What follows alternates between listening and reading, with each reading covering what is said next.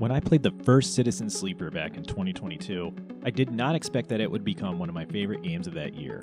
What initially seemed like an unassuming text adventure would slowly reveal its hidden depth as an introspective journey of discovery with a unique twist on RPG mechanics. It was so good that Citizen Sleeper inevitably worked its way into multiple conversations I had with some industry colleagues when we'd begin to discuss the quality of writing in video games.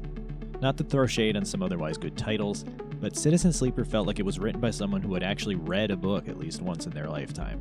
While most of the game was driven through a text-based interface, what made Citizen Sleeper so compelling was how it blended its storytelling with tabletop RPG design. You could set out with the best of intentions for how you wanted something to go down, only for a dice roll to screw things up. The game never got quite that cagey, but you were also never 100% sure of success for any given action. With the narrative framing being that your body is decaying and you're looking for a way to escape your hostile surroundings, it fostered an atmosphere that subconsciously pushed you towards taking risks that might not pay off. After a breezy 8-hour campaign, I was ready for some more. The game did have some alternate paths, but the way that its storytelling hit on themes of isolation, desperation, and ultimately triumph was something that resonated with me. So when I heard that not only was some free DLC happening, but a thematic sequel, I was excited as hell.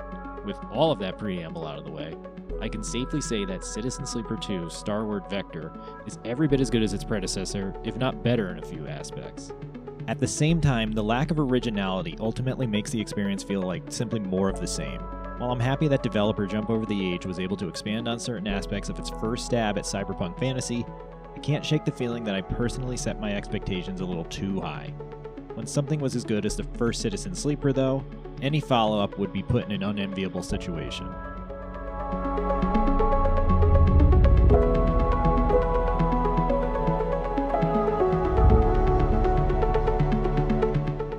As with the first Citizen Sleeper 2 casts players in the role of the titular sleeper, a robotic entity crafted around the emulation of a human mind. Set in a cyberpunk dystopia where the gig economy has become the dominant means of generating income, the sequel shifts the narrative focus away from a solo sleeper seeking to extend their life and onto a sleeper that has a reboot interrupted midway through. You and your friend Seraphin are running from corporate leader Lane, a dastardly man that seeks to have total control over your artificial shell. Following a thrilling escape, Seraphin quickly learns that the aborted reboot has completely wiped your memory banks, meaning you are essentially a clean slate. The setback couldn't have come at a worse time, since Lane and his lackeys are bearing down on you, and you'll need credits to continue traveling the belt of space if you ever hope of finding your freedom. It's not hard to see how the change in tone for Citizen Sleeper 2's writing reflects an understanding of what players got out of the first game. Developer Jump Over the Age, which is comprised of solo dev Gareth Damian Martin, drafted the first game's storytelling around their experiences as a non-binary person facing hardships while attempting to make a living in the modern gig economy. With people having already experienced that story, the sequel instead revolves around the idea of how individuals can eke out a living in a world they are unable to stop from being destroyed. That whole premise begins with your player character. Still unnamed, your sleeper has managed to kick their dependency on a corporate drug that sustains their life, but the trade-off is that their body is now decomposing. Coupled with being a fugitive on the run, Citizen Sleeper 2 makes it clear from the very beginning that you can never rest in one place for too long. Whereas the first game took place entirely within a single station, even if it did open up a bit as the story progressed, Citizen Sleeper 2 almost immediately lets you know that you can explore an entire belt of different stations and systems to find work and evade your pursuers. With that expanded scope comes a shift away from a singular, personal story to one about making friendships and working together to help each other live. While the general writing is of the same high quality as in the first game, this sequel feels like an entirely different beast. While you won't start recruiting crew members from the second you start the game, you'll quickly be taking on contracts, jumping from station to station, and meeting a ton of new people as you proceed to uncover a deeper plot around the belt. It echoes the same atmosphere as stories such as Cowboy Bebop and even Futurama. This is a space opera. Along with the shift in narrative focus comes an expansion of the scope of Citizen Sleeper's gameplay. Citizen Sleeper 2 has players interact with the world around them in the same fashion as in the original, which was clicking on certain blips on a map and using randomly assigned dice each turn to determine an outcome. But there are a ton of new twists to that formula here. Instead of simply dealing with the hand given to you and juggling that against a depleting energy meter on each turn, your sleeper's decaying body can have a dramatic impact on your choices. Fail to keep yourself in top condition, and you'll see your dice break, your stress go up, and you might even incur glitches that leave permanent scars on you. These glitches will result in glitch dice that leave you with only a 20% chance of success when used. When you're not glitching out, you'll then be finding contracts you can embark upon in these various stations and cities. Contracts pay more than a day shift at a restaurant, but you'll also need to bring other people with you to raise your chances of success. This feeds into how Citizen Sleeper 2 handles recruitment of other citizens, an entirely new feature in this sequel. As you search different stations, you'll happen upon people who are facing dire straits of their own. One of the earliest is a young girl named Nia, who desperately wants to prove her worth to her older brother. She begs you to take her along on a contract so that she can gain experience working in a new environment, and if things go well, you can eventually add her to your team. When out on contracts, the various different systems of Citizen Sleeper 2 take on a new shape. While you can normally refill your energy by eating or cooking meals, contracts force you to rely on a limited number of supplies that need to last the entire mission. Your dice have a greater chance of breaking during contracts, and your crewmates who accompany you have stress meters of their own that can see them quit mid-mission. You can even re-roll some of your dice at the expense of added stress, which gives you some flexibility for how you act. You can't repair dice on contracts, so you have to carefully choose what actions you'll attempt so as to not increase your risk of failure. There are also different skill traits your sleeper has, which are determined in a more RPG style thanks to the reworked class system.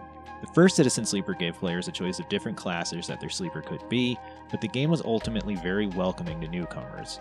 You could, through brute force, max out your skills, and even get to the point where you had enough funds to consistently buy the drugs needed to sustain your frame. In Citizen Sleeper 2, each of the 3 classes is completely locked out of one skill tree, and those skills have a bigger impact on your dice rolls. If an action requires you to have the Intuit skill, for example, but you don't possess it, your roll of 3 will be reduced to 1, and you'll have a higher chance of a negative outcome. Conversely, if you are able to build up your Intuit skill, the increased value can take a roll of 3 and increase it to 5, for instance. Your crewmates also have skills of their own, which helps when planning out who you'll want to take on contracts. That limitation on skill also applies to some of the story decisions. If you take certain crew members, you'll lock yourself off from getting others, and different contracts you take might preclude you from another. You won't be able to do everything, which is a change I greatly appreciate, as it gives your actions some real weight. The plot might wrap up in the same manner, but the path to that conclusion can be filled with different twists and turns along the way. Even I have to admit that my description here is a lot to take in, but Citizen Sleeper 2 never inundates you with endless tutorials or description screens. The game has single-page instructions for each new mechanic, and those can be referenced at any time during your turns. It helps ease you into the greatly expanded scope here, which is leaps and bounds more complicated than the first game. Eventually, you'll settle into a rhythm of checking out a station, doing various odd jobs to acquire credits and items, talking to people to find contracts, and then embarking on said contracts to progress the plot. It's an engaging way to expand on what the original game did so well, even if it feels very similar to the first one. Personally, however, I do feel that the broader focus robs this game of the first's more intimate moments. Citizen Sleeper grabbed me as a person with depression because I could readily relate to the struggles the sleeper was having. There was a sequence towards the end of the first that dealt with suicide, and it hit so close to home for me that I cried. It was like someone understood exactly the pain I felt as a teenager, and the sometimes lingering suicidal ideation I can have even in my adulthood. Citizen Sleeper 2 absolutely has shining moments in its writing, but you never get the same introspection on the part of the main character here. At the same time, I can't deny that shifting the focus towards fostering relationships is a clever path to take the series in. More than ever in the 2020s, people are struggling to reach out to one another and find companionship. We have politicians distracting us from real problems by targeting marginalized groups, and people flooding to internet communities run by self-absorbed influencers who spout hateful nonsense in the pursuit of a quick buck. It's not hard to make a comparison between this game's antagonist and any number of tech CEOs, men so desperate for control and admiration that they'll cast away their own humanity and trample their own families just to gain some more power. If I had to point to any area that I feel Citizen Sleeper 2 didn't hit the same for me, that would be it. I like smaller scale stories, as they can dig into the nitty-gritty of a story's themes. Citizen Sleeper 2 certainly does a great job of making a ragtag team of explorers feel interesting, but it also doesn't do much else with them outside of contracts. Coupled with the much larger game world, I sometimes felt as if I was simply drifting between jobs with no real direction. I suppose you could read that as how draining and demoralizing the gig economy is, but opening up the options available to the player can sometimes cause the stakes to feel deflated.